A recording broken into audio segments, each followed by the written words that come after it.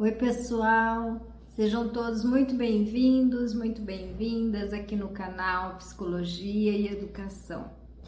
Meu nome é Patrícia e hoje eu vou conversar com vocês sobre o TEA, Transtorno do Espectro Autista.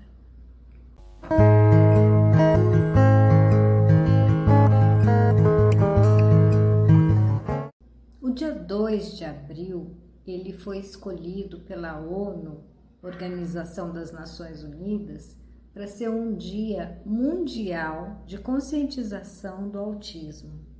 Então é muito importante deixar claro que não se trata de uma comemoração, tá? Essa palavra não é adequada, e sim de conscientização.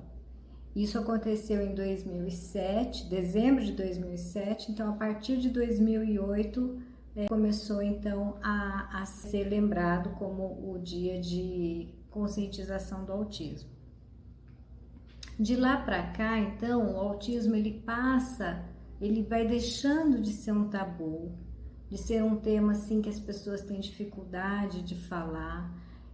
As pessoas começaram a ter mais conhecimento, né? E com o conhecimento elas passam então a tratar de forma diferente, né? A receber crianças nas escolas de forma diferente. Os direitos dessas crianças passam a ser respeitados, né? Esses ganhos é que são importantes. É que toda a sociedade passe a compreender, saber lidar com o autismo, certo? A escolha da cor azul, ela ocorreu pelo seguinte: em cada 4 meninos com autismo, tem uma menina. Então, é uma situação que acontece muito mais no sexo masculino, por isso a escolha da cor. Agora, a partir de janeiro de 2022, passa a ser utilizado o CID-11 com o código 6A020 para classificar o autismo, né? E com isso, ele passa a constar de uma maneira muito mais unificada do que era antes. Por exemplo, o síndrome de Asperger deixa de existir, passa a ser, entra em desuso a partir desse novo diagnóstico do CID-11. E outras mudanças também, que eu vou mostrar para vocês aí na imagem, vocês vão ver aí 2 guarda-chuvas, né? Como era antes, né, o CID-10, e como ficou a partir do CID-11. Então tá aí a imagem e ela mostra assim em detalhes, tá? Depois no final dessa apresentação tem a bibliografia da onde eu tirei tanto os dados quanto essas imagens, tá? E aí então vocês conseguem ver que antes no CID-10 era o TGD, né? Que era o transtorno global do desenvolvimento e que envolvia todas essas outras classificações aqui, inclusive a síndrome de Asperger. E agora ficou TEA, não é mais o TGD, é o TEA. E dentro do TEA tem também algumas especificações, né? Tá? Não vou entrar assim em detalhe em cada uma, porque senão o vídeo fica muito longo, mas eu acredito que só de deixar assim essa imagem aqui já possa ajudar para quem gostaria de fazer uma pesquisa, né? E, afinal de contas, o que é TEA? Né? O TEA é uma condição de saúde que afeta 3 áreas do desenvolvimento humano: habilidades socioemocionais, atenção compartilhada e linguagem, tá? Então, isso é o TEA. E por que o TEA tem esse nome espectro, né? Ele usa esse termo espectro porque existem vários níveis de comprometimento. Então, o TEA ele está dentro de um espectro, tá? Com vários níveis. E aí você vai encontrar, então, pessoas que elas têm outras doenças, que são as comorbidades, juntamente com o TEA, né? Você vai encontrar também pessoas que têm uma vida totalmente comum, né? Independente, e elas às vezes nem sabem que tem o autismo, que é autista, porque nunca houve um diagnóstico. Então ele vai assim de um grau mais leve até um grau mais severo. Por isso que é o chamado de espectro. Quando você deve suspeitar do autismo? É importante acompanhar o desenvolvimento da criança desde o nascimento, né? Registrando cada etapa desse desenvolvimento, né? Isso é fundamental para o diagnóstico de qualquer alteração na primeira infância. Então, ter sempre esse costume de registrar o desenvolvimento da criança. Agora eu vou mostrar para vocês alguns sinais que devem ser observados na criança a partir de 1 ano e meio. E apenas 3 desses sinais, se estiverem presentes no seu filho, na sua filha, né, já é necessário procurar uma consulta com um neuropediatra ou psiquiatra infantil, né, ou mesmo com um pediatra e passar para ele as suas observações, tá? Então, dentre todos esses sinais que você vai ver aqui, se 3 deles estiverem presentes na sua criança de 1 ano e meio, a partir de 1 ano e meio, então já é importante que você procure uma consulta médica, tá? Então, vamos ver aqui quais são esses sinais. Olha, não mantém contato visual por mais de 2 segundos, tá? Então, faz o teste algumas vezes, né? E observa. Não atende quando chamado pelo nome.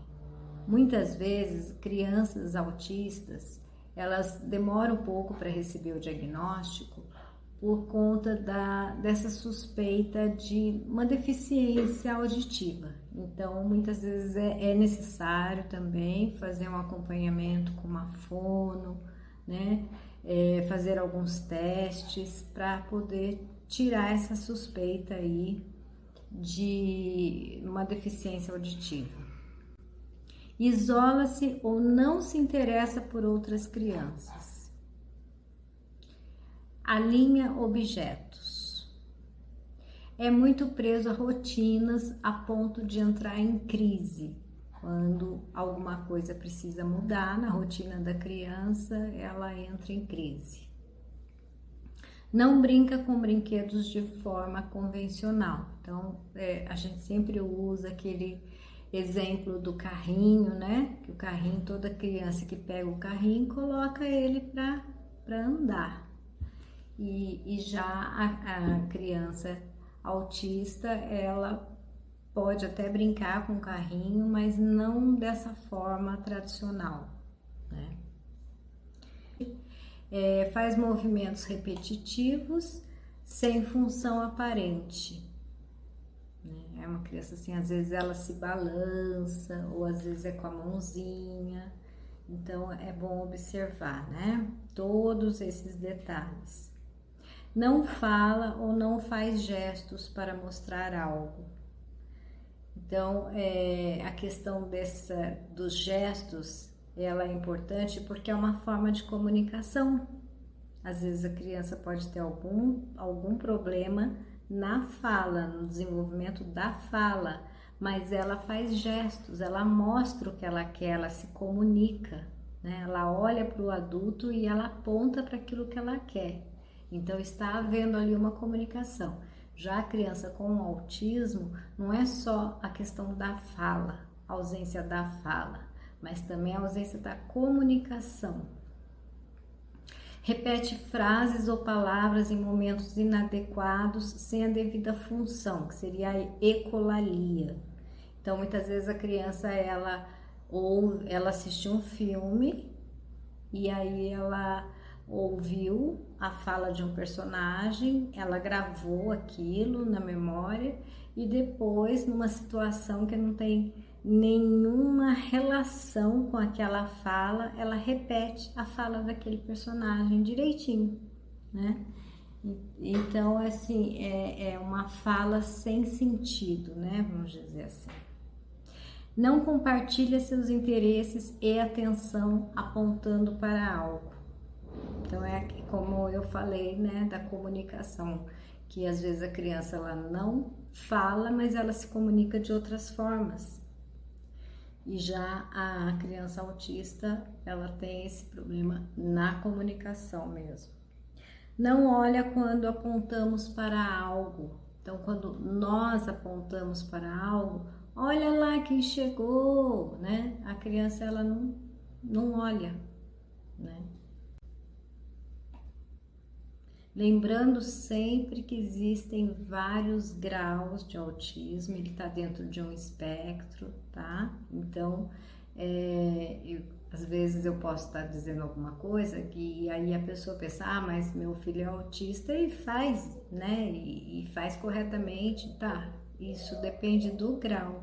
Então, a gente tem que observar, mas sempre consciente de que existem vários graus do autismo. Então, gira o objeto sem uma função aparente, demonstra um interesse restrito, o hiperfoco, né? Não imita e não brinca de faz de conta, né? Que seria o imitar mesmo, né? É uma forma, às vezes, de faz de conta, né? Que a criança, ela brinca que ela tá fazendo comidinha, ela brinca que ela tá comendo, né? Então, isso já é uma ação mais rara na criança autista. Você já ouviu falar da teoria da mente? Então, a teoria da mente, ela é uma teoria que trata justamente dessa questão das pessoas, da criança, das pessoas em geral, olharem para você, olharem para alguém e conseguir identificar como aquela pessoa tá. Se ela tá feliz, se ela tá triste, se ela tá preocupada, se ela tá cansada. Só com a expressão. Então, as pessoas, elas prestam tanto atenção, né, no rosto, nas expressões, no jeito, que elas conseguem às vezes identificar. É uma habilidade humana de atribuir estados mentais a outras pessoas, né? Prevendo crenças, emoções, comportamentos. Mas para que essa habilidade se desenvolva, é necessário que haja atenção. E de acordo com o psicólogo Simon Baron-Cohen, a atenção é um dos primeiros precursores subjacentes ao desenvolvimento de uma teoria da mente. Então, a atenção, ela é a principal para que se desenvolva essa teoria da mente. Aí, aqui tem o exemplo, né? Observar que alguém está triste ou feliz, mesmo que essa pessoa não diga nada. Né? É uma coisa que uma criança, às vezes de 3 anos, ela olha para você e ela fala, você está contente? Então, a criança, ela já consegue identificar, ou pelo menos ela suspeita, né? Que tem alguma coisa diferente acontecendo só pela fisionomia da pessoa. Já podemos falar de uma causa para o autismo? Será que a ciência já conseguiu determinar qual a causa do autismo?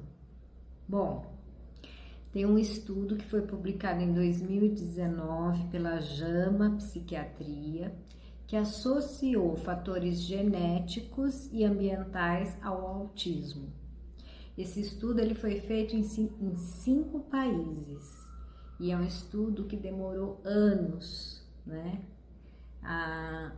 Olha só, os resultados. De 97% a 99% dos casos pesquisados nesses 5 países tem causa genética.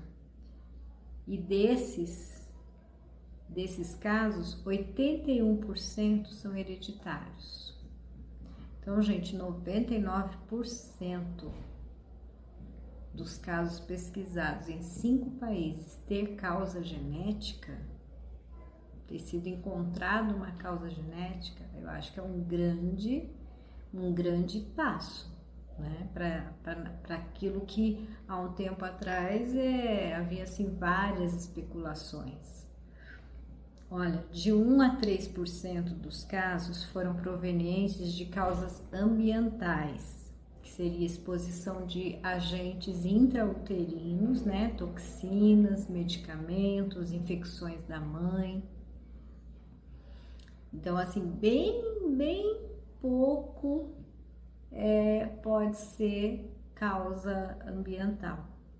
O mais provável mesmo são as causas genéticas, mas já é um passo, né, para que a gente compreenda aí as causas do autismo, para que a gente chegue, né, numa resposta. Agora nós vamos falar um pouquinho sobre tratamento do TEA. Então, basicamente, o tratamento baseia-se no desenvolvimento de comportamentos funcionais e redução dos comportamentos inadequados, né?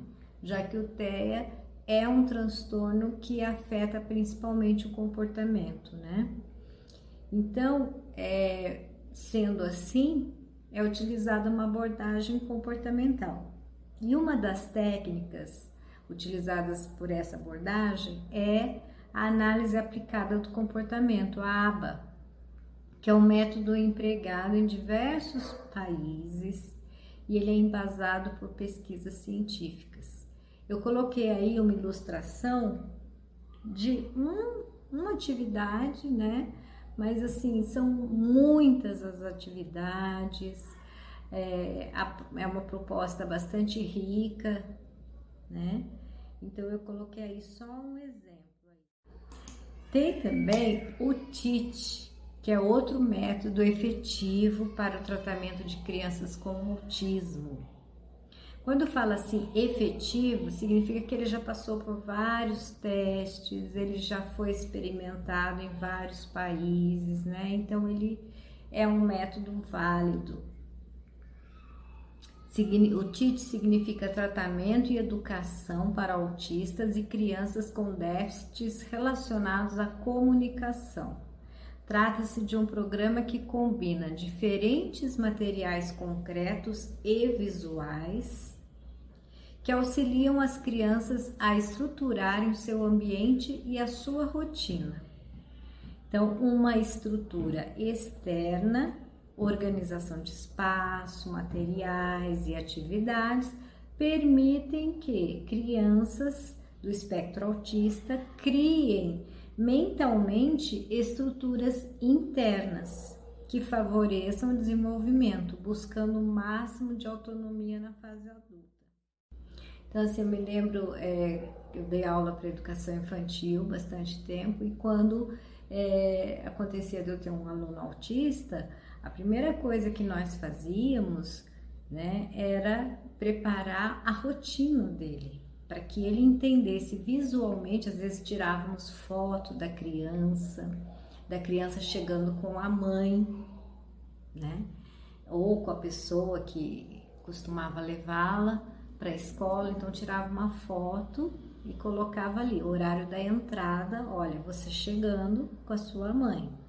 Depois tirávamos uma foto da criança num cantinho que ela gostava de brincar.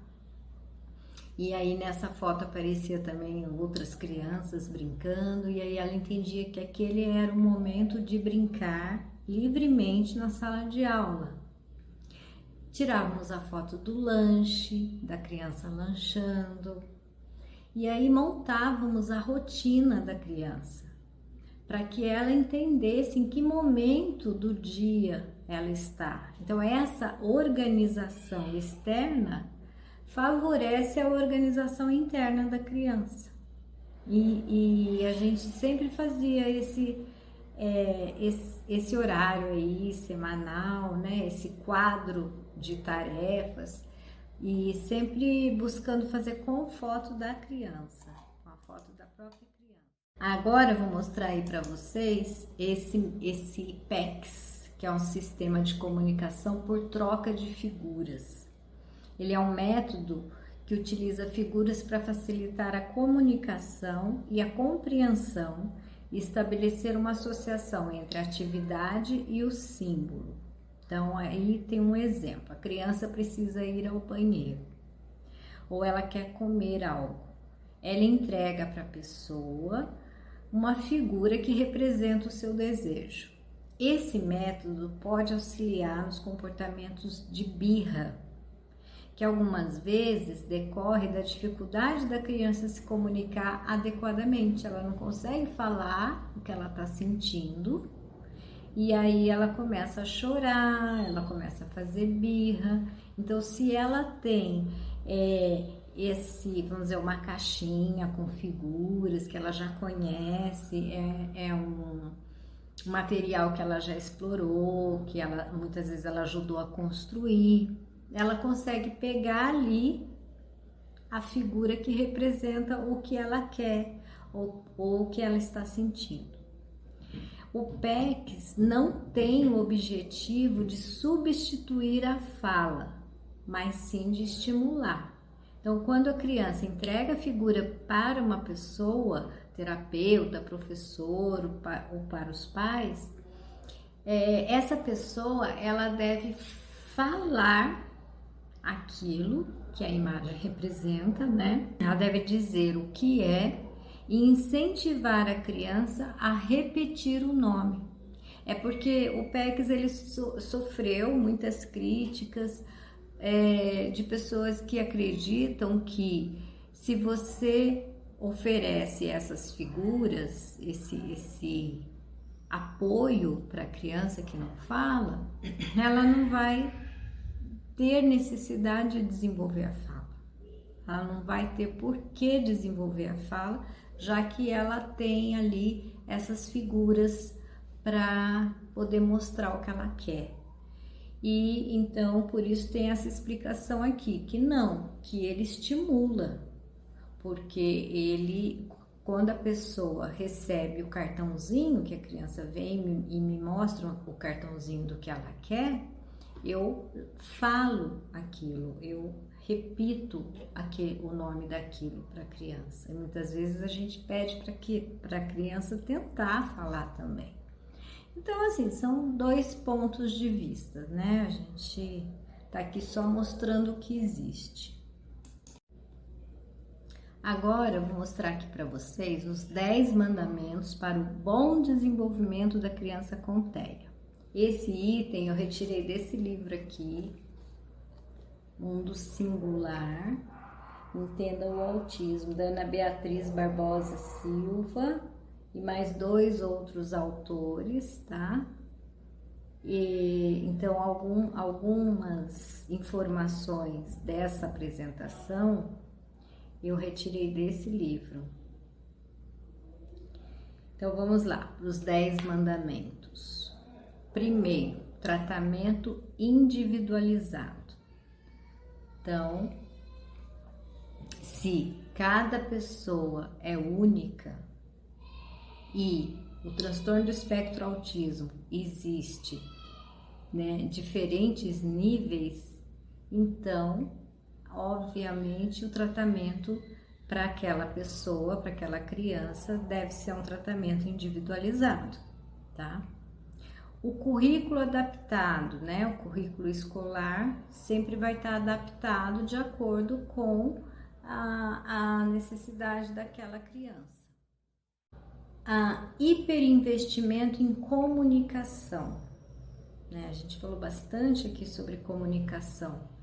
Então, é muito importante que a família invista em comunicação.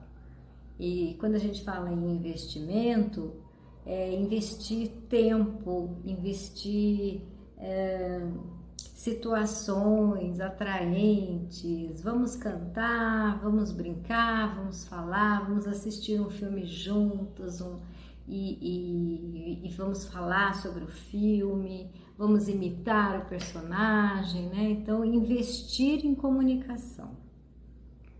Ensino sistematizado e estruturação. Tá? Então, criança autista, além das horas que ela permanece na escola dela, ela ainda tem um outro momento onde ela vai ter as terapias dela, né? Isso tudo tem que ser muito sistematizado, estruturado, seguindo ali uma rotina. Engajamento ali, o engajamento também trata disso, mínimo de 20 horas semanais, além do horário de escola. Então, ela fala aqui seria então 4 horas de dedicação além da escola, tá? Para criança autista.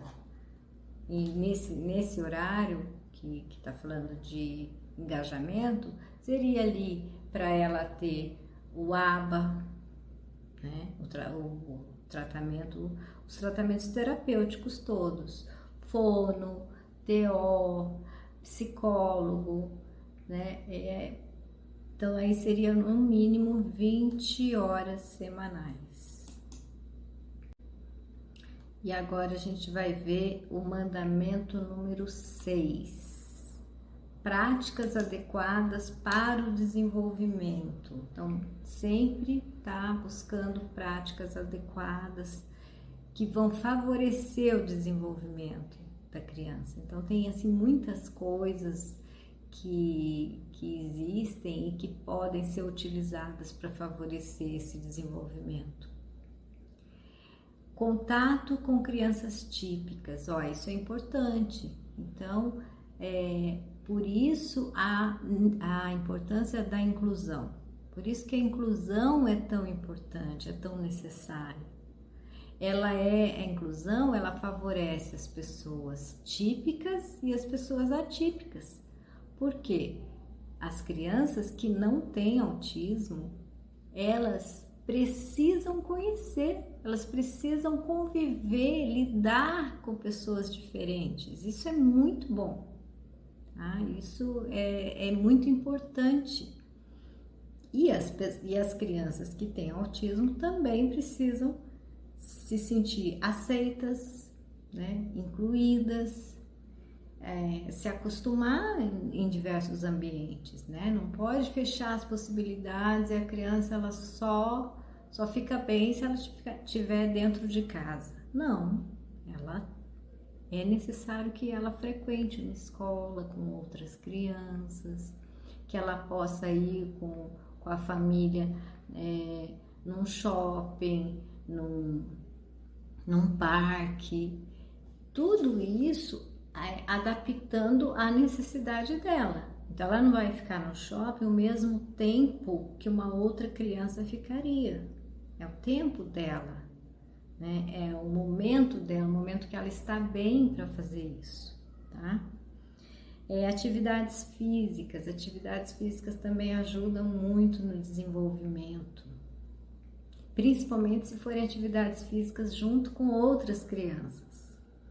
Envolvimento familiar, né? Isso aí nem precisa falar, e psicoeducação familiar, tá? Então, por exemplo, eu como psicóloga, se eu vou atender uma criança autista, é importante que pelo menos assim, uma vez por mês, a sessão seja com a família, com os pais, ou pelo menos um dos pais que possa comparecer à sessão, para que haja essa psicoeducação, para que haja essa devolutiva, essa conversa, é muito importante. Aí tá a bibliografia que eu falei para vocês. Esse site aqui, o Tismo, ele é muito bacana, é um portal, tá? E nele Foi de onde eu tirei as figuras dos guarda-chuvas. Ele tem um e-book gratuito sobre autismo para baixar gratuitamente. Nesse site aqui também você encontra essa questão da legislação, tá? Do CID-10, que mudou para o CID-11, enfim, tem muita coisa aí sobre autismo. Então, eu utilizei esses dois materiais, tá? Dá uma olhadinha no vídeo sobre o mapa mental, que lá tem também informações sobre autismo.